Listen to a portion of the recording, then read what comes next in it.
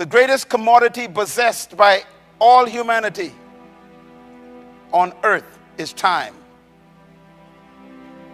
And what's amazing about time is that everyone has the same amount. A lot of us don't have the same amount of money, but we all got the same amount of time, 24 hours every day. Time is what I call the currency of life. Currency is what you use to buy things. And you've heard the term spending time. That is a true principle. We spend time. And what you are was purchased by the time you spent. What you are right now, your life. You cannot really stop time. You can't even save it. But you can control it. And you control time by making a plan. A plan tells time how you're going to spend it. And without a plan, time is wasted. Please write this down. God has a plan for your life. That's why God has plans for your life, because He knows that without a plan, you waste time.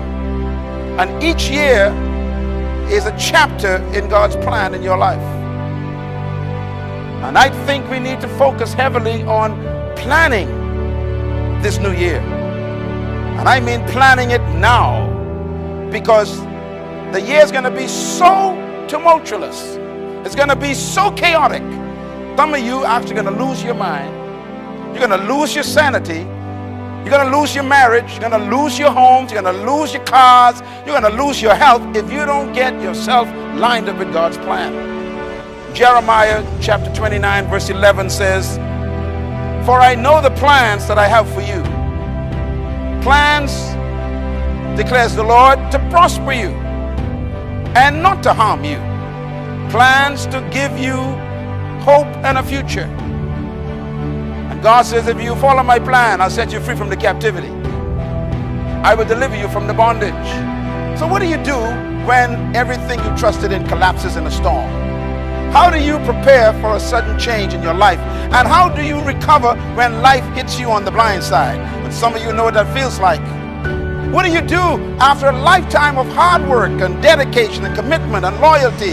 How do you change your vocational skills suddenly when they release you from your job? When all your skills that you learned, they don't need anymore? What do you do when the rug is pulled out from under you, as we all know is happening to so many people? How do you face the family you once left behind to go back home because you couldn't pay the rent and the mortgage and you have to go live with your parents again? But what I like about life is God says that as long as the earth endures, there'll be seed time and harvest and cold and heat and summer and winter, and there'll be day and night, and these will never cease. God says as long as the earth remains, there will be seed time and harvest time. There will be some dark nights, but there will be days coming afterwards. There will be winter, it'll be cold, but I promise you, He says, there will be summer. If you broke now, I guarantee you can't be broke forever. If you're sick right now, that's a season of sickness. Use your faith and say, God, I'm going to make it through this season. On the other side of this sickness is good health and good, strong body. There'll be showers of blessing in what? Seasons, He says. In other words, seasons are controlled by God. That makes me very comfortable. Because whether it is raining or sunshine, God is in control. Everything is seasonal. That means that no matter what you go through, it cannot last. Seasons are important because seasons guarantee change. Seasons give hope. Nothing remains the same in a season. Seasons are always temporary. And the key to life is outlasting the season. This is very important because when you are in a dark moment, sometimes you think that that's a permanent address. But never make a permanent decision to try and solve a temporary problem. This is what happens in divorce many times in a marriage. You go through a very tough moment. I mean hell on earth. Believe me, you got a choice. Am I going to make a permanent decision at this point? Or am I going to outlast this season and make it through this dark moment? It happens with friendships. It happens with even jobs. It happens with business. Sometimes you want to quit the business. Life is so tough. But everything is seasonal.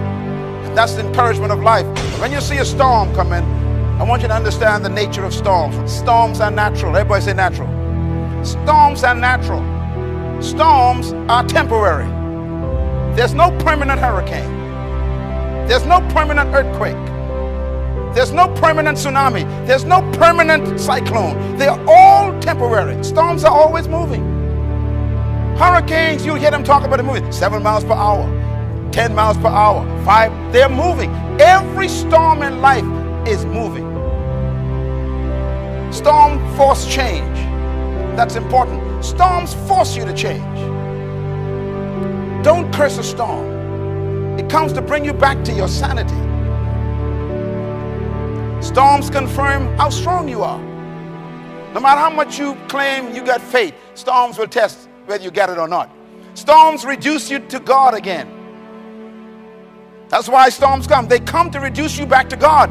Some people come so proud, they make so much money, they got all this stuff, all of a sudden, bam! God says, thank you very much. A storm comes to bring you right back down to God. You see, a storm will come to tell you what's valuable again, like your spouse and your children. A storm will bring you back to what's important. Don't curse a storm. A storm will come to remind you that in everything you gain, all you can take is a box. And all them clothes that you so cute, proud of, somebody else waiting for you to die, they're going to wear all your clothes. Get back to what's important. It's people and God and family and worship. Invite some storms to come into your life and show them how bad you are. Just show them I'm going to stand, and after having done all, I'm going to stand. Never trust a person who ain't survived nothing. Everybody could brag, but few of them can testify. Let me tell you something about the eagle. The eagle is the only bird that looks for storms. And it's the only bird that God identified with. The eagle is a strange bird, and he's the king of birds. Here's why. Number one, the eagle is the king of birds because the eagle understands storms. Thirdly, the eagle looks for storms. It's the only bird that looks for storms. In the desert, you see an eagle gliding high looking for storms, sandstorms and cyclones. Why? Because the eagle welcomes storms. Why? Because the eagle flies toward the storms when he sees it. Now, why would you do that? The answer is very simple. The eagle uses the storm to increase height. Number 7, the eagle uses the storm to rest. The eagle wing can be 7 feet span.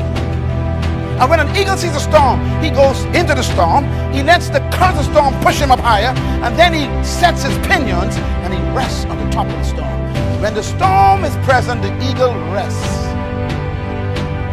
I'm an eagle. I want you to use every storm that comes. Someone just say amen right there.